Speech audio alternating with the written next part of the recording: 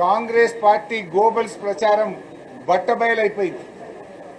గత కొంతకాలంగా 6 గ్యారెంటీలు అమలు చేయలేక అప్పులపై దుష్ప్రచారం చేస్తూ తప్పించుకోవాలని రాష్ట్ర ముఖ్యమంత్రి రేవంత్ రెడ్డి గారు ప్రయత్నం చేస్తూ వచ్చారు. కానీ ఈరోజు నిండు శాసనసభలో కాగ్ రిపోర్ట్ ద్వారా కుండ బద్దలు కొట్టినట్టు స్పష్టంగా ఆధారాలతో సహా బీఆర్ఎస్ ప్రభుత్వ అప్పు కేవలం 41,000 కోట్లు మాత్రమే, ఏడాదికి 41,000 కోట్లు మాత్రమే చేశామని గత సంవత్సరంన్నర నుంచి మేము చెప్తూ వచ్చాం. మేము గత 16 నెలల నుంచి ఏదైతే చెప్పామో ఇవాళ కాగ్ రిపోర్టు కూడా మేము చెప్పిందే నిజమని చాలా స్పష్టంగా తేల్చి చెప్పింది. కాగ్ రిపోర్టు చెప్పడమే కాదు, బట్టి విక్రమార్క గారు కూడా అసెంబ్లీలో మేం చెప్పిందే నిజమని చెప్పారు. అంటే ప్రభుత్వము మరియు గ్యారంటీల రూపంలో తీసుకున్న మొత్తం కూడా కలిపి 4,17,000 కోట్లు మాత్రమే. 10 ఏళ్లలో 4,17,000 కోట్లు అంటే సంవత్సరానికి 41,000, 42,000 కోట్లు. అంటే కాంగ్రెస్ ప్రభుత్వం 1,58,000 కోట్ల రూపాయలు అప్పు చేసింది. చేసిన పని అయితే సున్నా. ఇలా నగ్నంగా ఇంకొక విషయం బయటపడ్డది. ముఖ్యమంత్రి గారేమో 3 గంటల 44 నిమిషాలకు సభలో మాట్లాడుతూ 1,52,000 కోట్లు అప్పులకు మిత్తిలకు కట్టామని చెప్పిండు. 7 గంటల 44 నిమిషాలకు బట్టి విక్రమార్క మాట్లాడుతూ 88,000 కోట్లు అప్పులు మిత్తిల కింద కట్టామన్నారు. 4 గంటల్లోనే ముఖ్యమంత్రికి ఉప ముఖ్యమంత్రి మధ్య 70,000 కోట్ల తేడా వచ్చింది. అంటే ఇవాళ ముఖ్యమంత్రి గోబల్స్ ప్రచారం చేయాలని ప్రయత్నం చేసిండు. ఈయన ఆర్థిక మంత్రిగా ఉప ముఖ్యమంత్రిగా రాష్ట్ర ప్రభుత్వ ఖజానా నుంచి చెల్లించేది మాత్రమే రాష్ట్ర ప్రభుత్వ అప్పు. మేము గత 16 నెలలుగా ఏ లెక్క అయితే చెప్పామో ఇవాళ అదే లెక్క కరెక్ట్ అని కాగు చెప్పింది. సభ సాక్షిగా బట్టి విక్రమార్క గారు కూడా అదే చెప్పారు. సో ఇప్పటికైనా కాంగ్రెస్ నాయకులారా 6 లక్షల అప్పు, 7 లక్షల అప్పు, 8 లక్షల అప్పు అని గోబల్స్ మానుకోండి. బీఆర్ఎస్ ప్రభుత్వ అప్పు ఏడాదికి 41,000 కోట్లు, కాంగ్రెస్ చేసింది 1,58,000 కోట్లు. ఇది నేను చెప్పలే, రేవంత్ రెడ్డి గారే చెప్పారు. ఇకపోతే శాసనసభ బడ్జెట్ సమావేశాల్ని బీఆర్ఎస్ పార్టీ అద్భుతంగా ఉపయోగించుకున్నది. మేము చాలా స్పష్టంగా కాంగ్రెస్ తప్పిదాలను ఎత్తి చూపాం, కాంగ్రెస్ వైఫల్యాలను ఎండగట్టాం.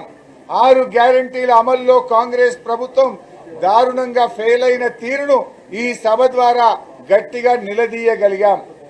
కానీ కాంగ్రెస్ పార్టీ ఈ సభను మరి ఒక ప్రహసనంలాగా సాంప్రదాయాలను మంటగలిపే విధంగా కాంగ్రెస్ పార్టీ వ్యవహరించింది. తమ హయాంలో సస్పెన్షన్లు ఉండవని గతంలో చెప్పారు. కానీ మా సీనియర్ సభ్యుడు జగదీష్ రెడ్డి గారు ఏకవచనం ప్రయోగించకుండా ఆయనను అకారణంగా జగదీష్ రెడ్డి గారిని సస్పెండ్ చేశారు. గ్యారంటీలపై మాట తప్పినట్టే సస్పెన్షన్ల మీద కూడా ఈ కాంగ్రెస్ ప్రభుత్వం మాట తప్పింది.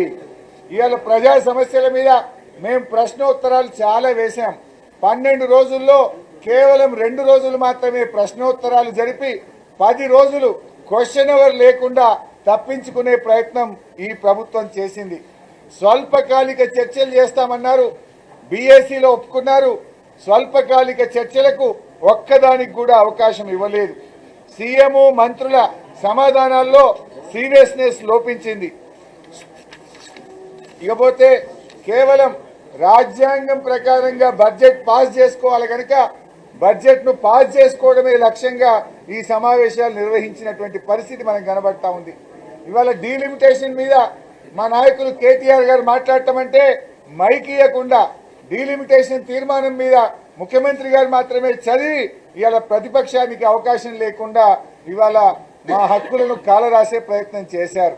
ముఖ్యమంత్రి గారు కేవలం హెడ్లైన్స్ కోసం, హెడ్డింగ్ల కోసం మాట్లాడుతున్నట్టు తప్ప సభలో సీరియస్గా ఉండడం కానీ మేము అడిగిన ప్రశ్నలకు సమాధానం ఒక్కటి కూడా చెప్పలేకపోయారు.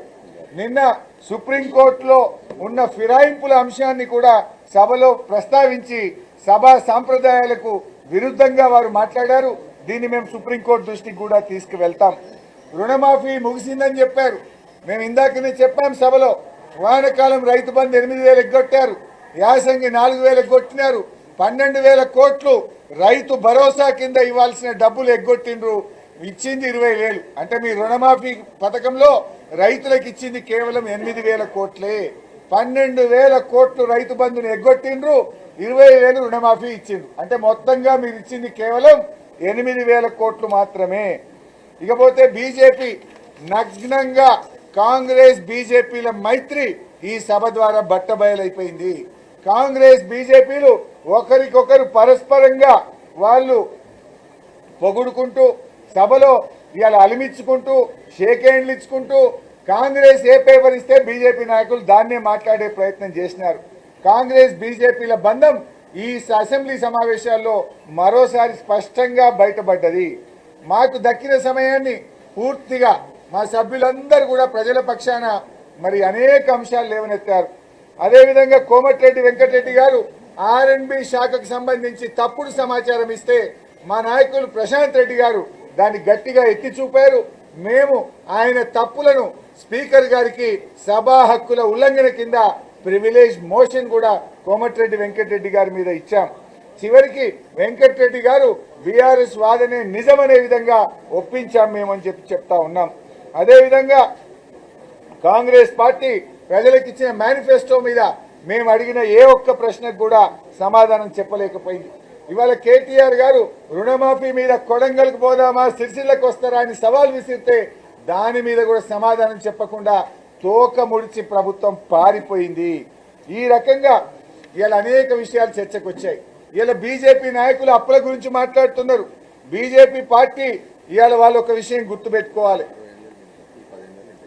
మొత్తం ఈ దేశాన్ని పరిపాలించిన అందరు ప్రధానమంత్రులు 60 ఏళ్లలో ఈ దేశం చేసిన అప్పు 57 లక్షల కోట్లయితే 10 ఏళ్లలో బీజేపీ ప్రభుత్వం చేసిన అప్పు 125 లక్షల కోట్లు. అంటే 125 లక్షల కోట్లు అప్పు చేసిండ్రు.